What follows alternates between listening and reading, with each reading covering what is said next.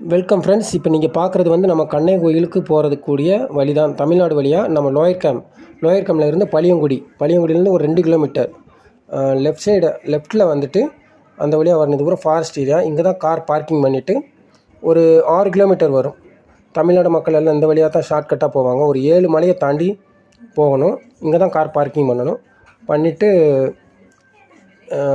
இந்த ரூட் வழியாக தான் நீங்கள் வந்து கண்ணை கோயிலுக்கு போகணும். மக்கள் எல்லாம் இந்த வழியாக தான் போவாங்க. ஒரு 3 மணி நேரம் 3.5 மணி நேரம் ஆகும் மலை ஏறுறதுக்கு.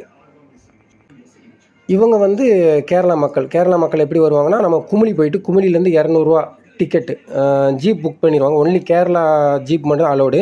அவங்க ஆல்ரெடி வந்து பெர்மிட் வாங்கிடுவாங்க. நம்ம தமிழ்நாடு ஜீப் எதுவுமே அலோடு கிடையாது. அந்த ஜீப்பில் தான் இவங்க மக்கள்லாம் வந்து கண்ணை கோயிலை பார்த்துட்டு தரிசனம் பண்ணிவிட்டு அந்த வழியாக ரிட்டர்ன் திரும்பிடுவாங்க.